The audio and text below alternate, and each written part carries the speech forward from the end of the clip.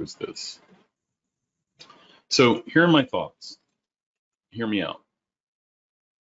In the past year, we are experiencing things that are pretty unusual, right? And it got me wondering. Earlier in, this is how most of us feel right now, right? But it got me wondering about the video that we put together in December about this crash. And if you haven't had a chance to watch it, it's probably the best video that I've made in terms of overall accuracy about a prediction. It's called Solar Cycle 24, Drones and the Next Recession. In the video, I specifically tell people when the crash is coming before it comes, based on solar cycles and solar cycle theory. And many of you had a chance to watch it. And if you notice, this white line is where I told people when the market was going to collapse. And in the video, I specifically noted that we were headed to right here. So this was where we said, hey, no mas. This is kind of the end of it from here. And then this was where we sort of implied it was going. Have any of you had a chance to watch that?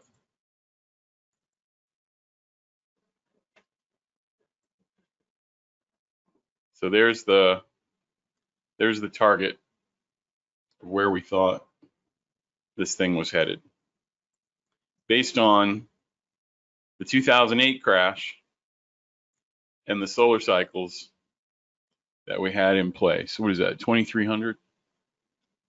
All right.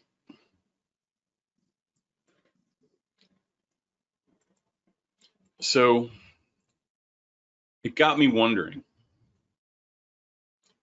My personal opinion,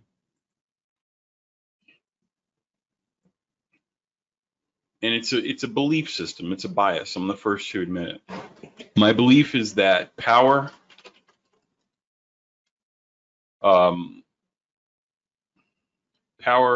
retains power for its own sake. That is to say that there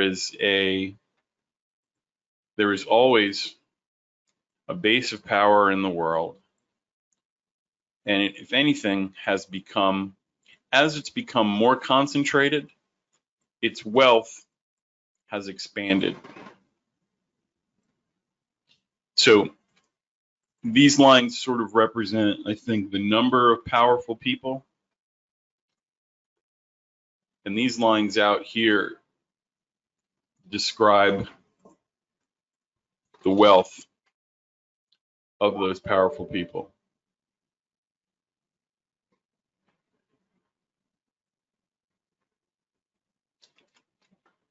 Okay?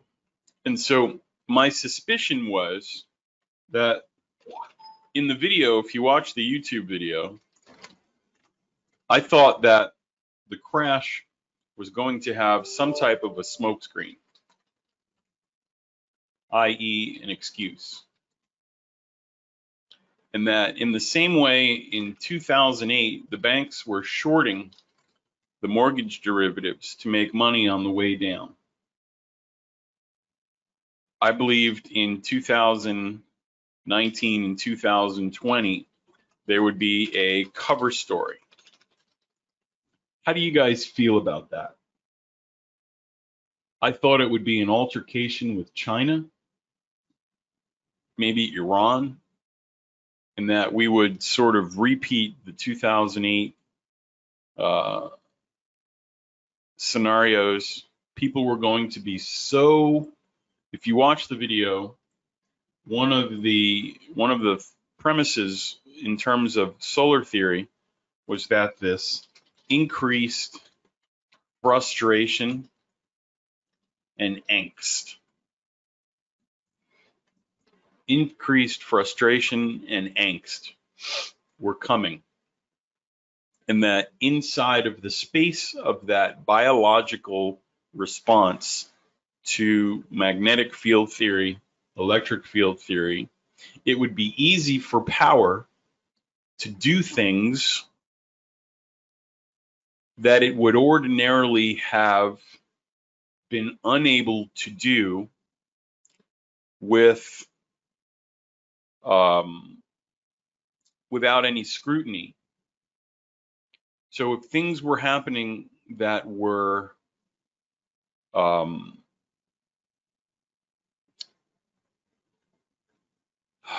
things were distractions, they could get away with shifting finances and resources on a scale that they did in 2008 and 2009, where there was a massive transfer of wealth.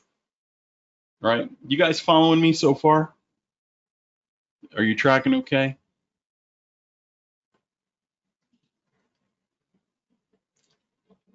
Let me see if I can view questions.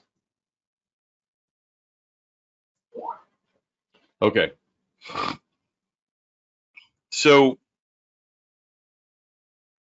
part of what made that video possible was my understanding of solar cycles in relation to what had been happening in 2008 and then again in 2020 with regards to solar cycles inverting. So in this description, in rather crashes inverting relative to solar cycles, when solar activity was higher above this line, the depressions and the recessions would occur at solar highs, right? So the recessions and depressions would always occur at a maximum crescendo of solar activity. Think of it like drinking an energy drink, and eventually you crash. More sugar, more sugar, more sugar, more sugar, you pass out. Or your wife comes home and says, "Hey, honey, how was your day?" "Shut up! I'm sick of you. Why are you so agitated? Just leave me alone." And she looks over in the corner and you have a 6-pack of Red Bull or Mountain Dew. That's what is physiologically happening because of these sunspot cycles, okay? But you'll notice right over here, and this was the premise for our call, which was correct. Do you notice right here, Jerry, how it occurs at the valley of the sunspot cycle? Brentley, when the sun gets quiet, it carries over. If the number of spots, 125 or so up here, if it can't get that high, there's not enough sugar in the system of society for a crash. And so, Jerry, what happens is that switch gets flipped on the dip. The switch gets flipped. Shut up! On the dip. So there's not enough energy to get that water to the boil over level, and the stove has to simmer longer. This is an important concept.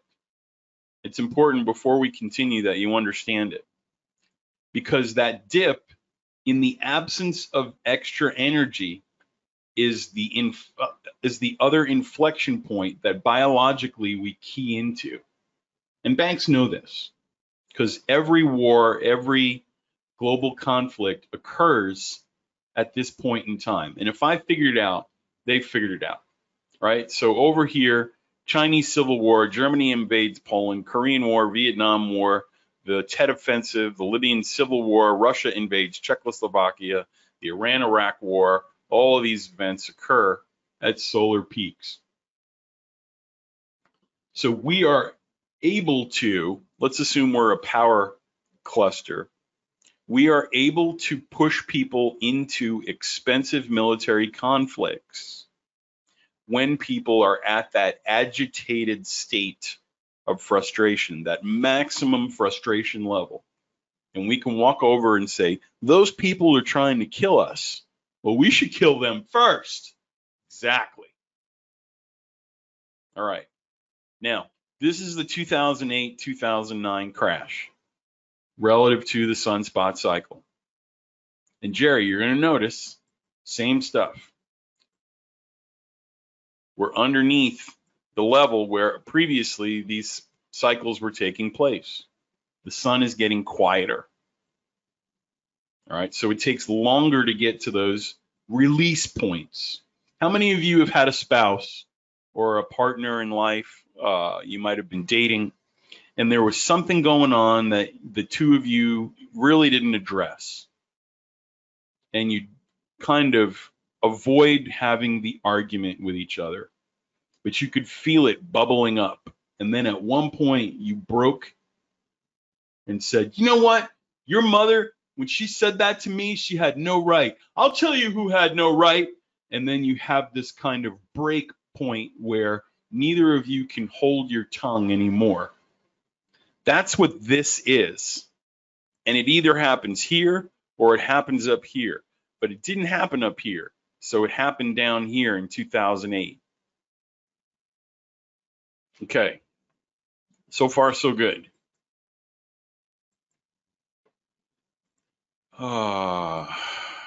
Stand by.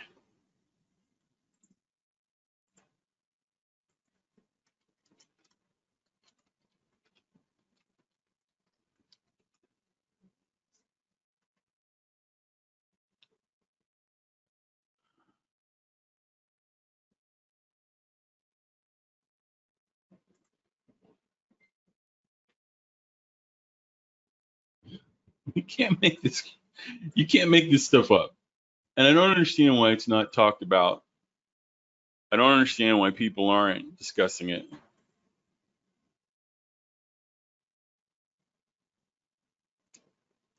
Can you guys see where we are right now?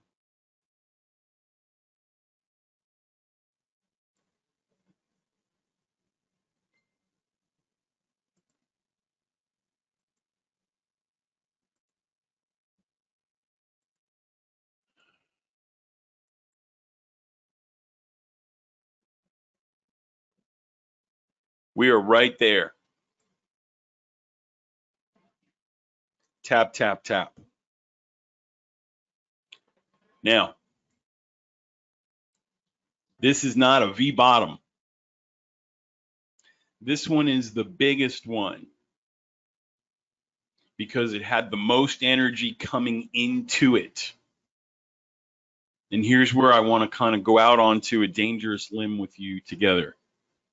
All right, do we have permission to sort of do that?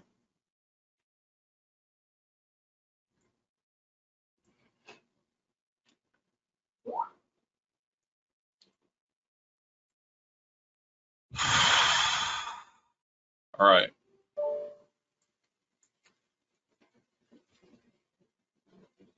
Now,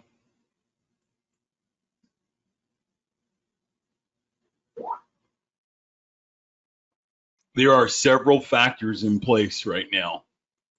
One of the biggest factors that I note in the for whatever it's worth column is that the present political structure has historically the smallest regulatory gateways, restrictions in place. No, there are very few, if any, restrictions. They've gone back and eliminated many of the laws, the provisions of the laws in 2008 as a result of the 2008 crash that were in place. Did you know that?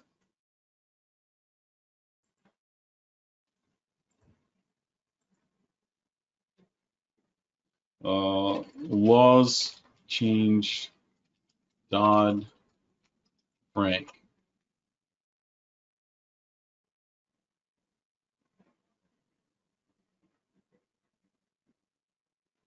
And so they've gone back and they've started getting rid of the provisions that were in place to prevent these things that were happening from happening again.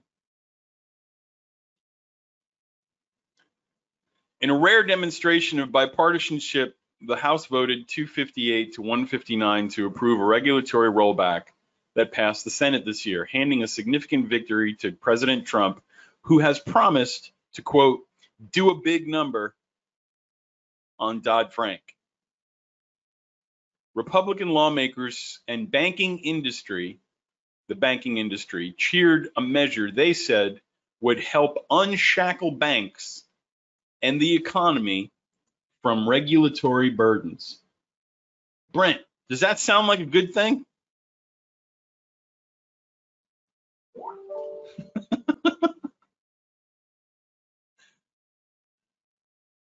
So I want you to consider that in relation to what we're saying. We have seen an absolute concentration of power.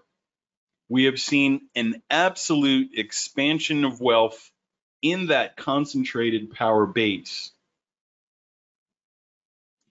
In an environment where the regulations restraining the power base have dissolved, or their concentration has been lessened since the last crash. Okay. I also want you to think of it in terms of the energy drink. We've pumped sugar and more sugar and more sugar and more sugar and more sugar into an economy that honestly needed to crash a little bit more. We needed more sleep. So now here's what I'm thinking. What playbook are we following? I referenced the 1930 crash because it's the first one where it occurs, Pam, in the valley of the sunspot cycle. It's the very first inversion that I found that allowed me to understand the 2008 crash and break open this theory that I had and predict the 2020 crash. And so this got me thinking, because in reference to a playbook, I don't believe institutions have many options. I don't pretend to know much about sports other than some of the basics. So I know, for example, with football, there are certain plays that are relatively timeless. This idea of a button hook, where the quarterback throws the ball to a wide end or a running back. See, I don't even know. But I know that there are some plays in sports that are timeless because they just work. And so it got me wondering about this idea of the playbook. What are we being told, and what is being experienced, and what are we being prepared for if power retains power for its own sake? Because it feels as though, to me, and this is a dangerous word, it feels as though to me that we're being set up for something. And so I started thinking about this idea of the flu.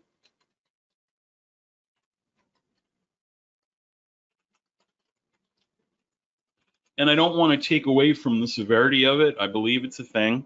I believe people are dying from it. My own uncle passed away from it. COVID-19, after a 30-day fight, is no longer with us.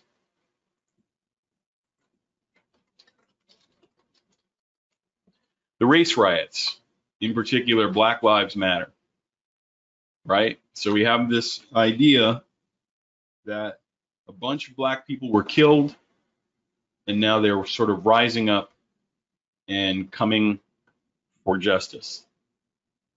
Well, these things all happened already. Over here,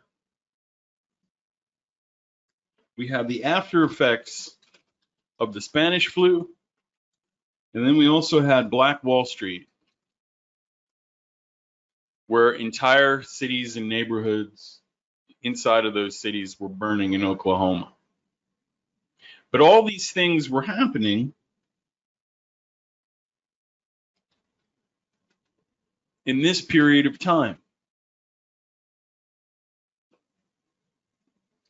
There's also one thing that I want to really drill down into, because these you could sort of say on the peripheral that they're true, they're not true, they're not precisely the same time, but they're in the same area of history, right? Would you grant me that? They're in the same area of history over here.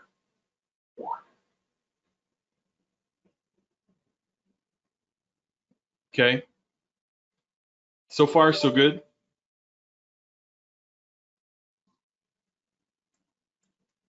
So there's this idea that, what is it? History doesn't always repeat. Sometimes it rhymes. I'm not sure if I'm quoting that precisely.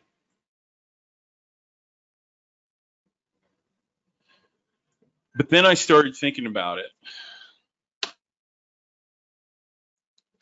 What happened after the 1930 crash? Does anyone know their history? What happened in American society?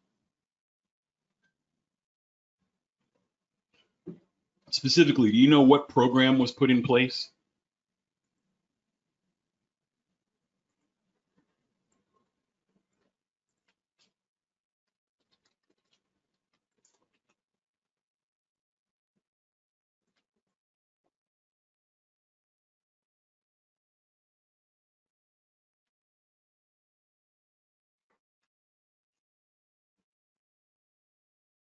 The only other time in history we've used the word depression in American financial terminology.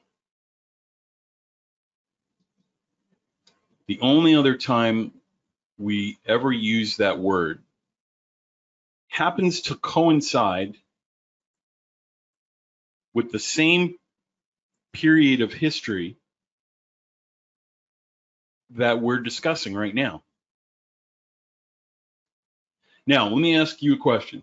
Brent, if we were living in the 20s and the late 20s and we were doing good and we saw all-time new market highs and business was great and unemployment was non-existent, and I said to you, there's going to be a depression, and so many people are going to be out of work, there will be physical unrest in society, it's going to result in a program in America where the government is going to hire millions of people to go around and build stuff just so they have a job.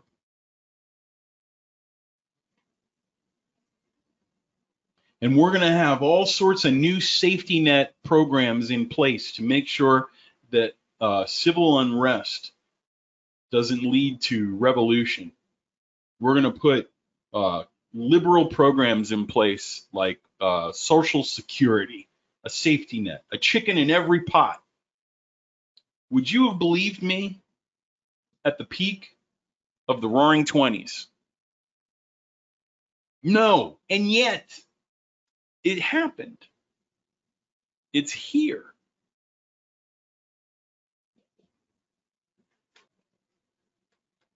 I have a theory. I have two theories inside of this theory, actually. I believed, and I noticed this, I don't know if you noticed this, and you gave me permission to go out on a limb, so I'm going out on the limb with, you're out here with me. I believed that Hillary Clinton was a bagel candidate. How many of you know what I mean when I say she was a bagel candidate? It's my terminology. I'm just curious if you understand what I'm saying.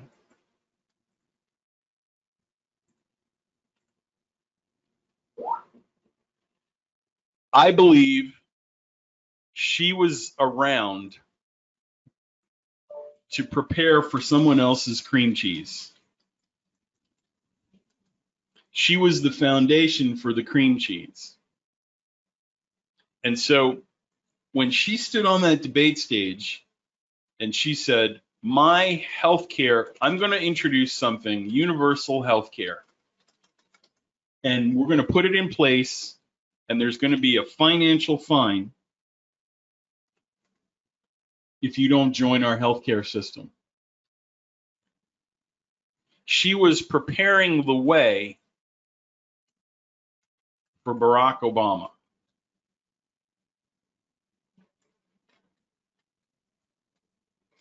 Who at the time, during that debate, you remember what he said? No way. It is unconstitutional.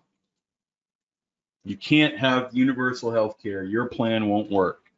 But what they did was they introduced the idea, this idea of desensitization.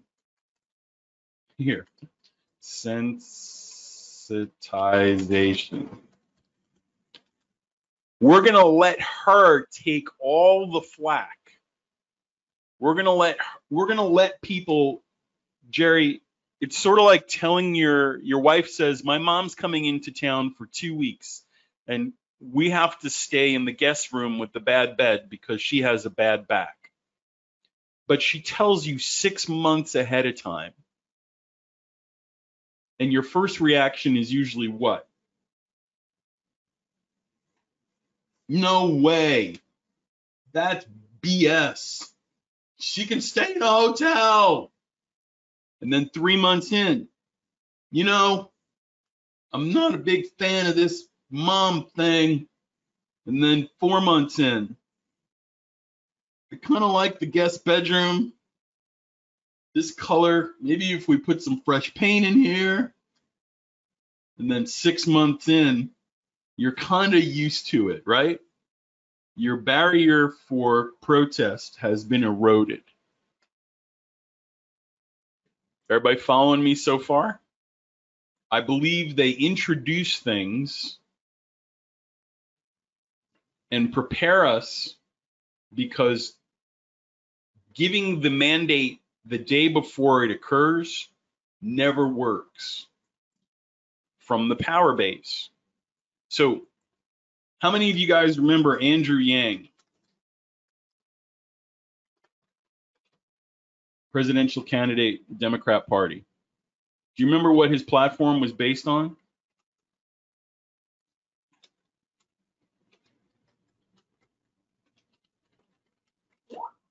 Universal basic income. How many times in the last 6 months have you heard that phrase floated? And how many of you, when they said every American is going to receive a check from the government, and now another one is coming, and it was floated, how many of you remember the article? We're thinking about giving every American $2,000 a month. Have you been tracking that at all? Because it's happening. Now, it's not happening physically, but we have bagel people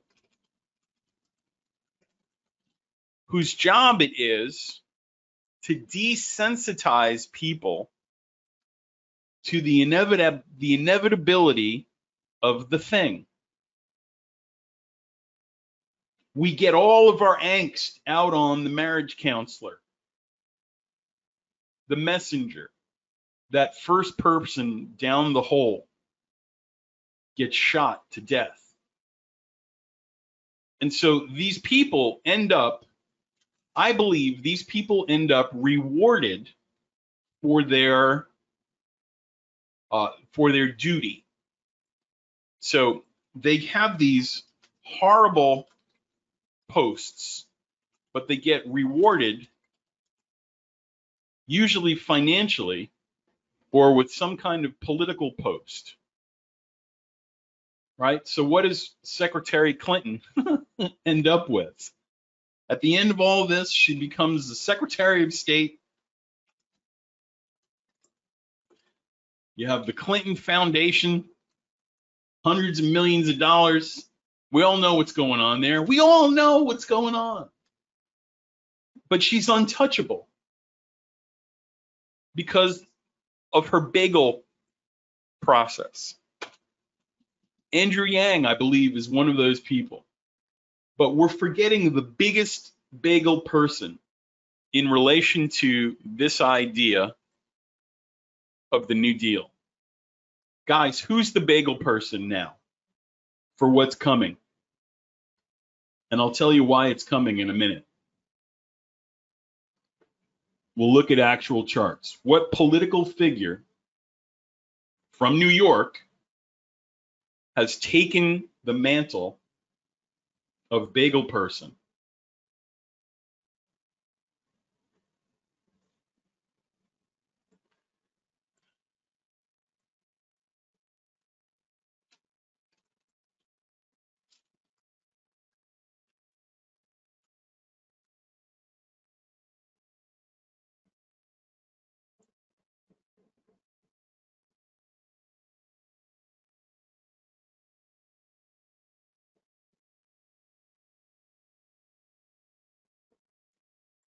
Hang on.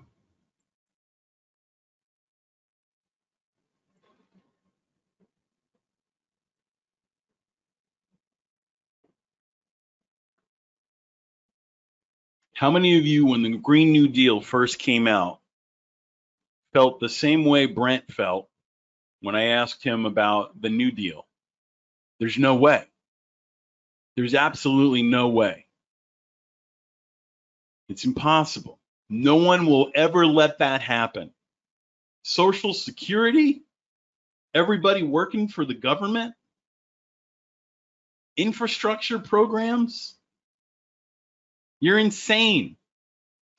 We are not a liberal country. We're a conservative country. Now, for a second, Don, Earl, Jerry, Pam, Taz, Brian, based on what we've just said together, is it not possible? Can you not envision 3-4 years out the programs that were put in place during the New Deal coming through on this side of history? Based on everything I'm saying so far, can you at least see some of the parallels? I'm trying to bring you along in my crazy brain, but many of the same things are transpiring, and the programs are nearly identical. Green energy, right? But it's infrastructure. It's the same thing. Public works projects. Now, for this to take place,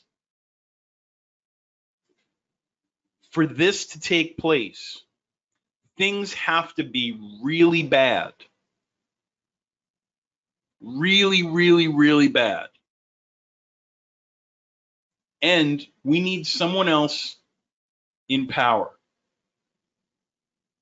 Trump can't do this. It can't happen in a Trump administration. So I'm not predicting the election, but I'm telling you, Trump can't do this. Let's look at some charts, because here's where it gets absolutely crazy.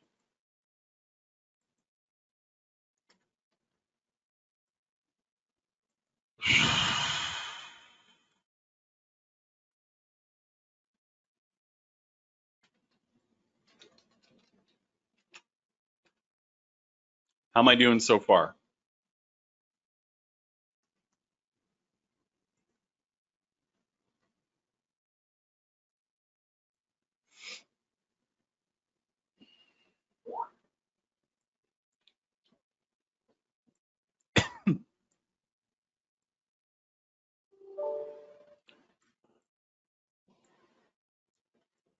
Okay, I'm gonna need some latitude with this one, but I think when you see what I saw, you're going to see how this all comes together.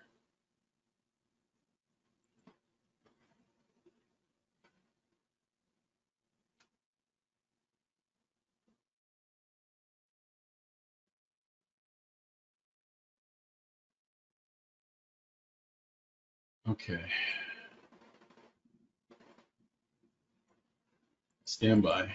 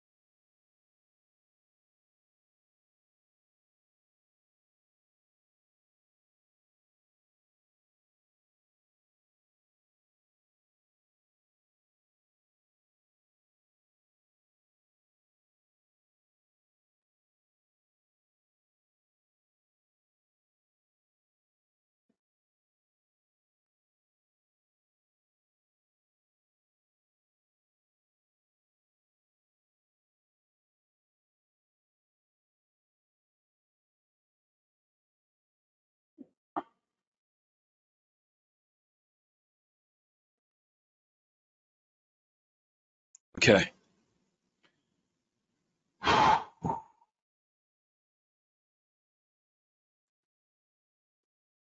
Chart on the left is 2020.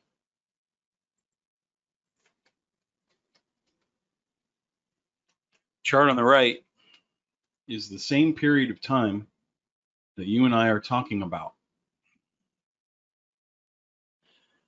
The yellow line is the consolidation leading up to this crazy. You see how things kind of flatten out, Brian? And they get a little bumpy. And then there's the red push where I believe late money, stupid money, is lured into the final leg. So right here, this is where the banks pump people up, articles, media, bull market, it's never going to end.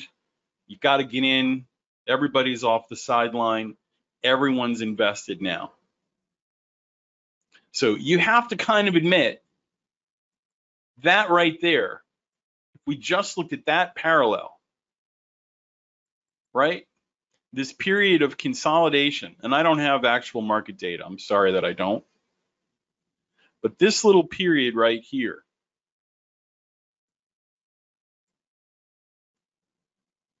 is pretty amazing in relation to how the two things took place. So now what we see is that the recovery right here, and I don't know if I'm doing this right. I'm just looking for things. This crash right here takes out a low, Pam, that everybody was watching, right? There was an area that had been tested, and they came back and took out the test.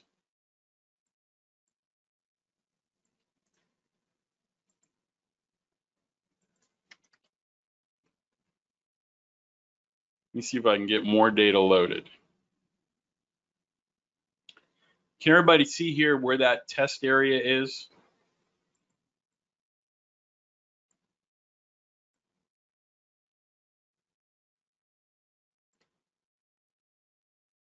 So coming underneath here is what produces the fear.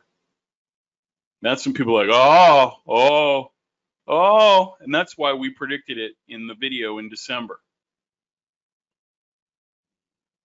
Okay, now here's what I want you to pay attention to. In 2020, the Fed does something that they've never done in the history of financial manipulation, right? The government prints money. I don't even have a word. Endless amounts of money, trillions and trillions of dollars.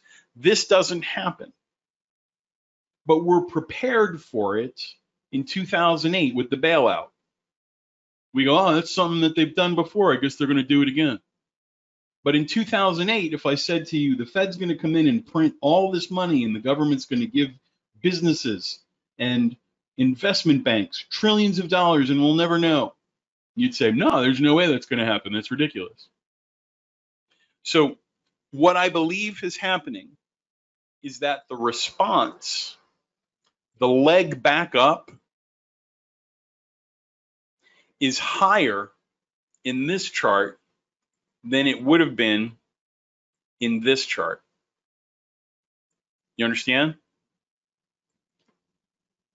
If the Fed had done that, we should be up here in 1929.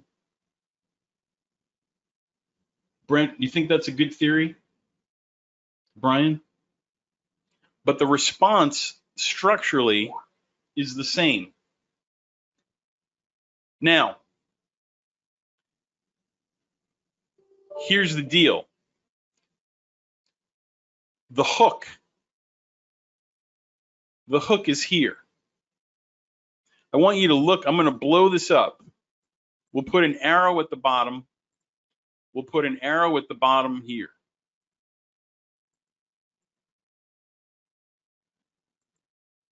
In the recovery, you'll notice there are two bounces.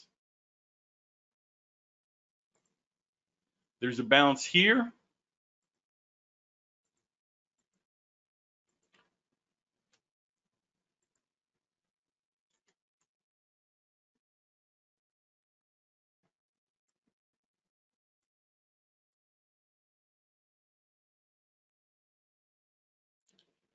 And now there's a hook right here.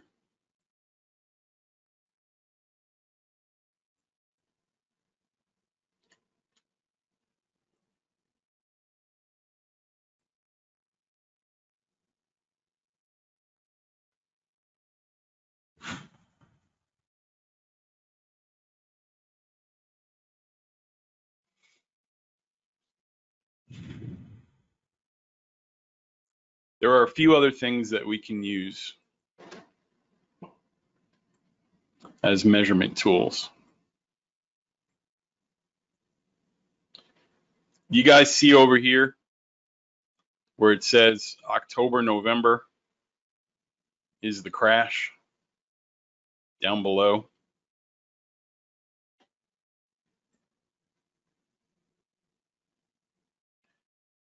Hang on.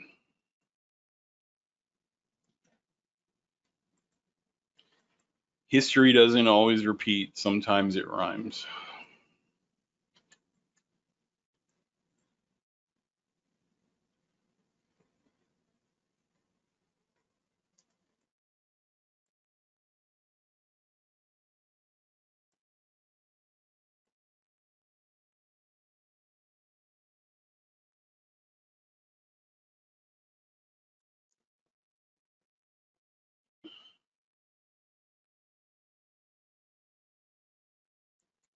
How many of you have been experiencing a sense of security? You feel like the economy is going to be okay. They stepped in right on time. Fed is doing its job.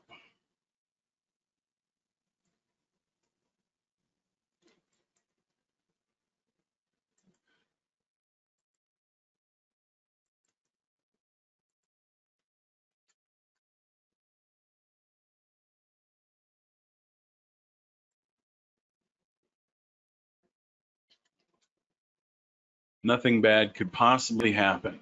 It's going to be all right. Draw. Draw.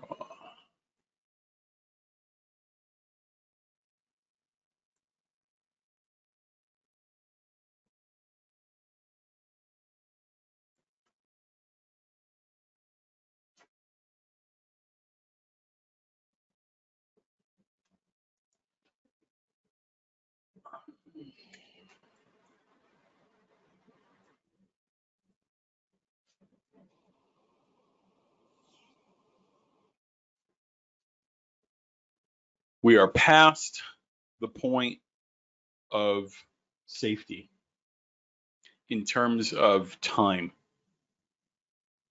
But the whole thing is shifted in terms of the dates. So here, the crash takes place in February, right? Come here. March, yeah, February 18th. Here, the crash takes place in September.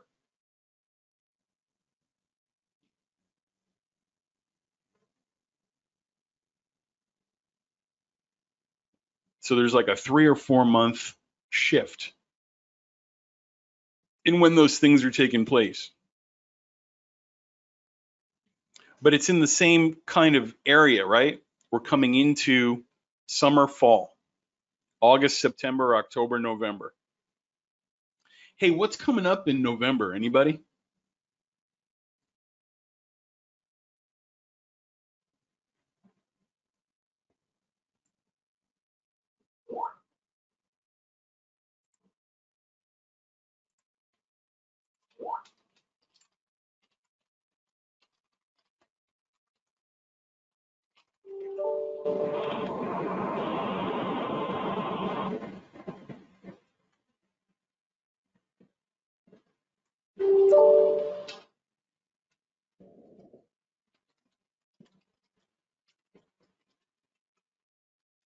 I remember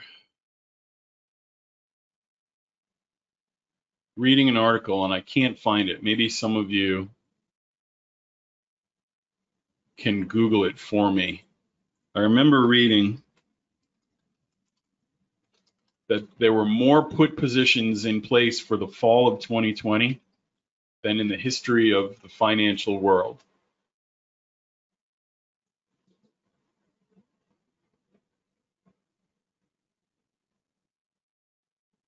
I can't find it, but I remember reading that there were more put positions for the fall than there have ever been in place. And it reminds me that banks are shorting the way they were shorting in 2008 and 2009 when the mortgage derivatives collapsed. And so all the different pieces of the puzzle are in play. All the different pieces of the puzzle are in place. What's disheartening is that this is where everybody thought we were okay. On this chart right here, when that recovery, Brent, took place, everybody thought it was going to be all right.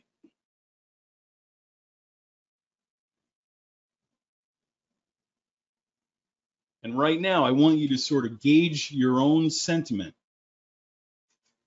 Everything's going to be okay. Despite the fact that every financial indicator, 1/2 of America is out of work. 1/2. Think about that. We're desensitized to that number. It's not that bad. Do you remember when the unemployment rate was like 5%? We were like, oh man, 6%. So we're being kind of led into this thing right here. Push up, second push up. Now, I don't know what's going to happen here. I don't know what happened in October of 1929. I don't know what the play was.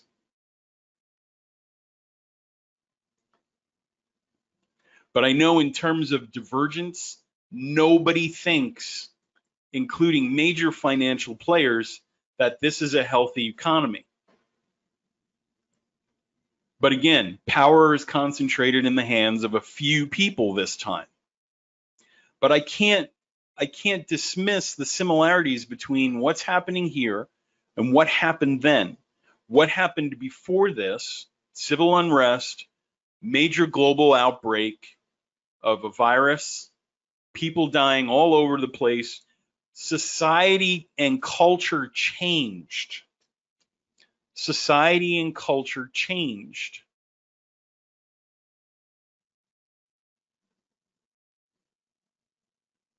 Okay? Fundamentally changed.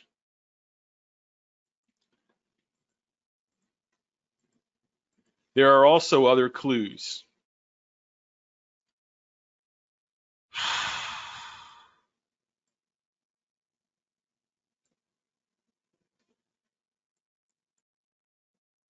Being prepared.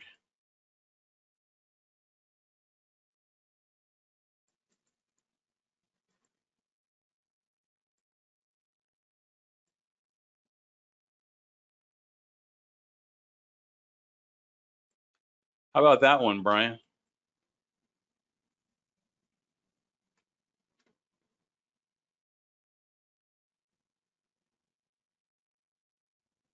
Is that a little more spooky?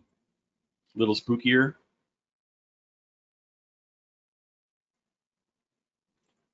It's actually right there.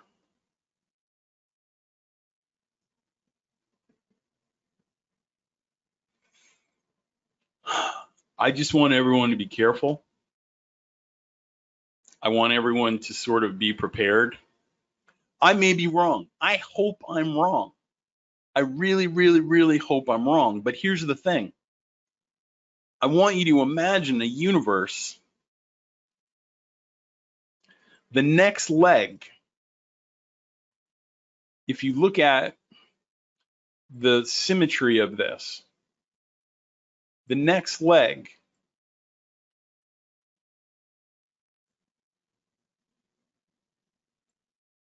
is 200% of that drop.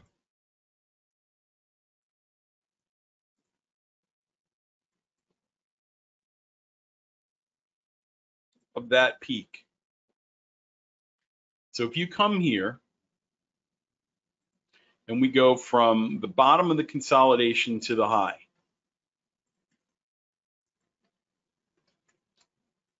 one, two,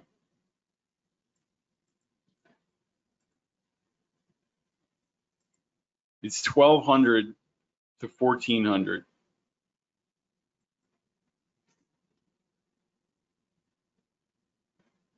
And then Pam, there's another retracement.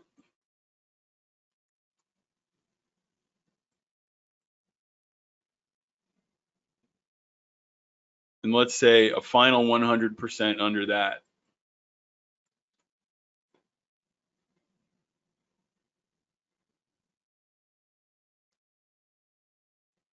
A little less than 100.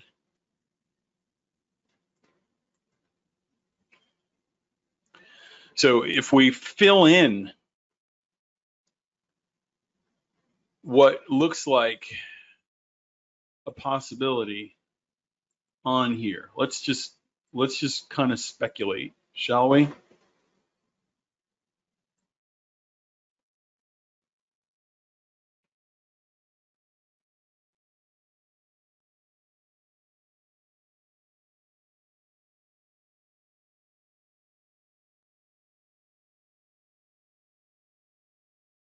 No, I did that wrong. Hang on.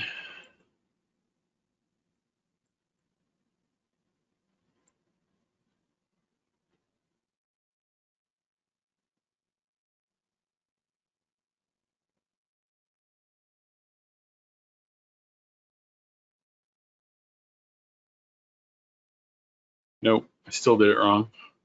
We got to get the first bounce. Okay, so push down, little retracement, retest of the low, little retracement, retest of the trend line at the 100% mark. We're down, down, down into the 200%. Then we have a push up, down, retest, and down.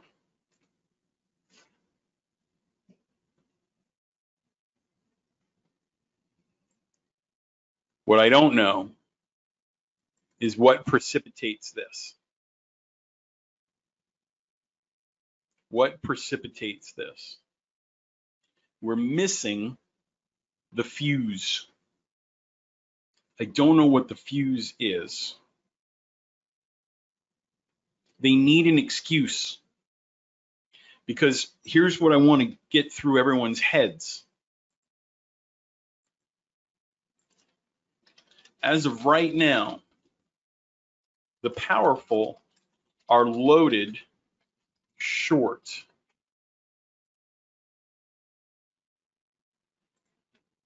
They make money this way. Do you understand? You understand that when you try to explain shorting to your friends, Brian, they look at you funny, right?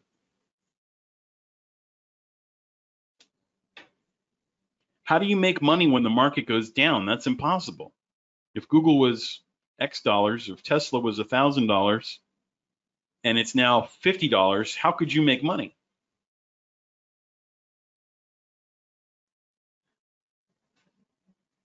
So the direction is meaningless in terms of wealth creation.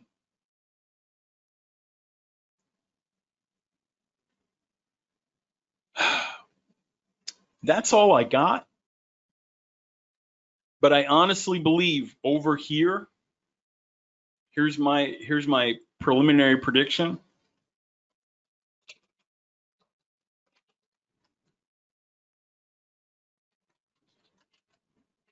To make this happen, we need a Biden presidency. All of this is being prepared and set up for a Green New Deal. We are also being introduced and desensitized to universal basic income. We are also being desensitized to debt elimination. How many of you heard Lindsey Graham talk about getting rid of our debt with China, just canceling it?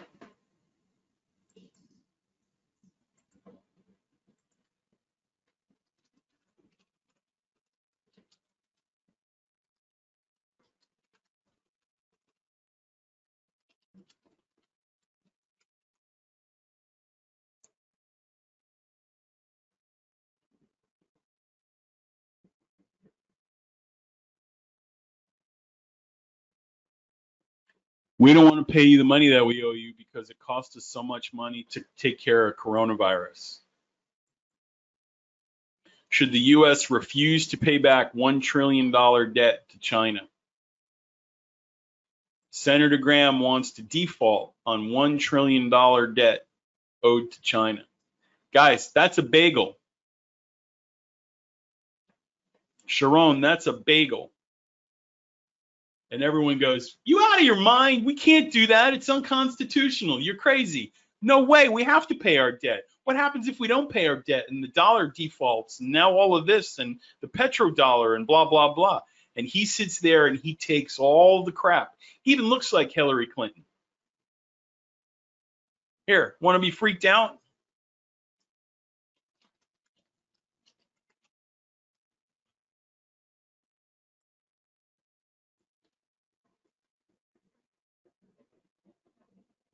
The two of them side by side. Oh my gosh.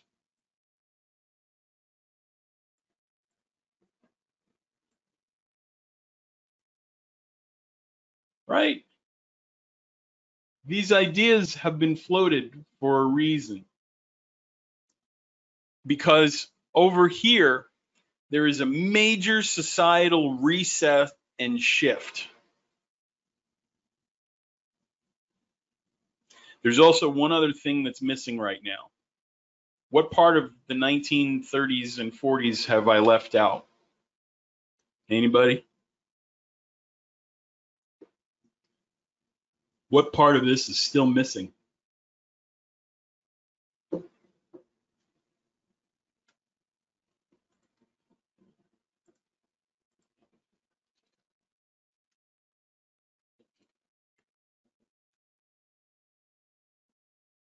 World War II.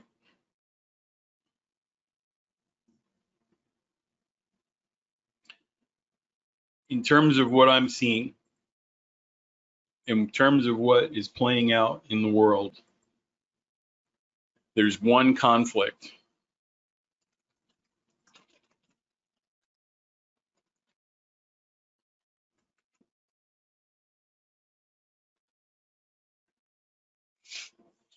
That's getting set up right now. 3 United States aircraft carriers are operating at the edge of the South China Sea. 3 of them.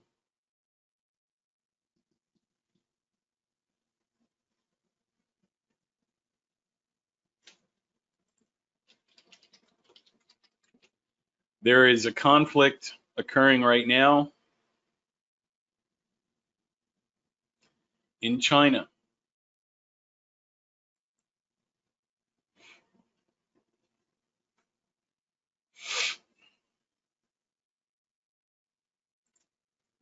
China is also pushing into Japanese islands, the Senkaku Islands.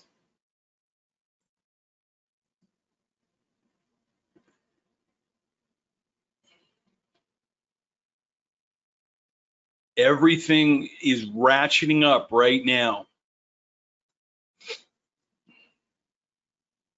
And it's all focused on one country. During the coronavirus, China went out and built something everywhere. They went into India, built a base. They went to Japan's islands, they built a base. They went back into the South China Sea, they built a base. You know what else they did? They sank a boat.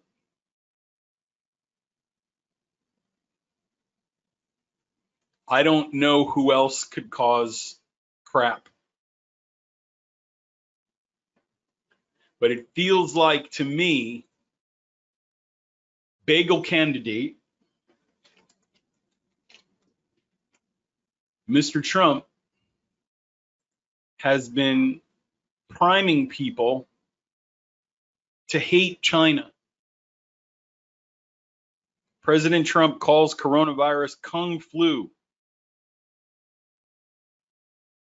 It's easy to hate him now, right? You know what? They're out there doing all this stuff and they infected the world. My uncle died. Yeah, you know what? Go blow them up. Push back. Time to push back. I don't know what the trigger is. But all of these things are going to take place if this pattern plays out that played out in the 30s. It's all the same. But will we experience the same stuff? I don't know. But I want you to be aware of it. You know, don't change your portfolio and go short and do all these things. Don't be stupid.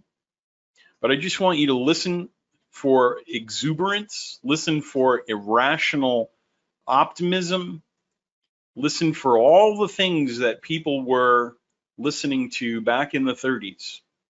Because in terms of what is taking place in relation to everything we've spoken about, guys, we are here, right here, the same way we were here in 2008 and the same way we were there in 1930. 2008 was the biggest recession in history, the biggest market crash in history. Things did not get better, they got worse. The market was pumped full of energy, and we are here. To tell me that the recovery is in, that the bottom is in, and that we are done? No. No. No, no, no. This is what we're looking at.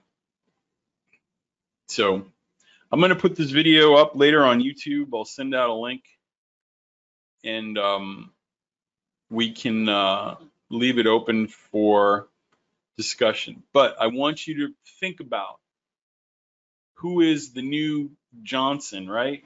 Who was the president during the New Deal? Here's where my ignorance starts to come out.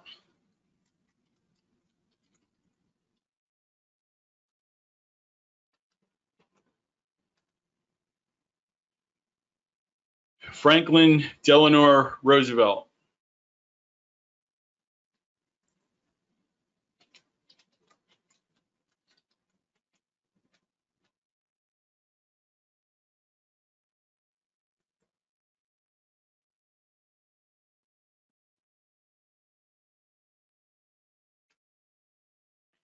Why are these words being used now?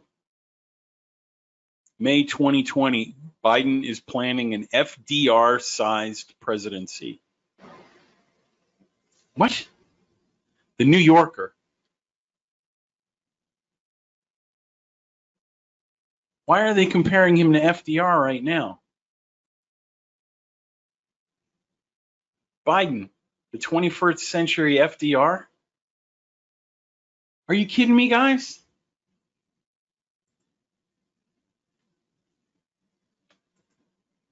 What both Joe Biden and Franklin Roosevelt have in common? Both were born to tremendous wealth and privilege, and they both came from New York.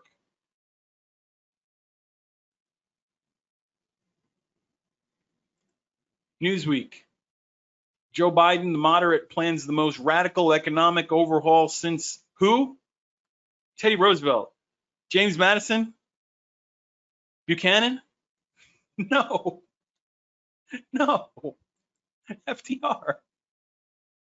Salon.com. Joe Biden wants to be the next Ronald Reagan? No. FDR.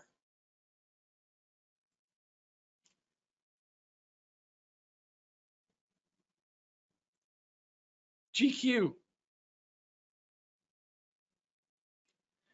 These are bagel articles. We are being prepared. We're being desensitized. We're being led into something. And make no mistake, the people who are in power will make powerful moves. They will retain power. They will retain wealth. Their wealth will increase. How many of you could visualize Jeff Bezos adding $250 billion to his net worth because of a virus where everyone stayed home? Who's invested in Amazon?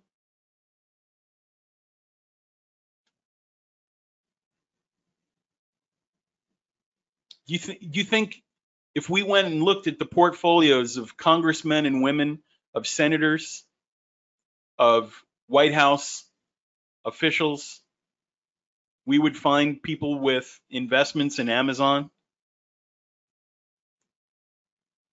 Why do you think the price of Tesla keeps going higher and higher and higher for no reason with an electric car company prior to the election of a possible Democratic president? What's the value of an electric car company in a Green New Deal? Anybody?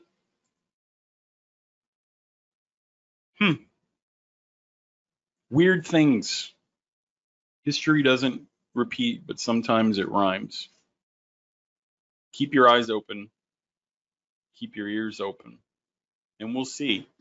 I don't want to be right about this, but if I am, I'm going to be prepared. That's all I got to say about this. Any questions? I feel better now. I feel better.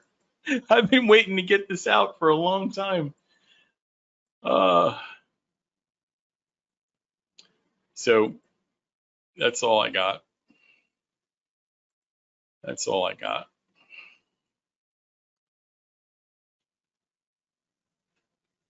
I hope some of that was useful and or meaningful.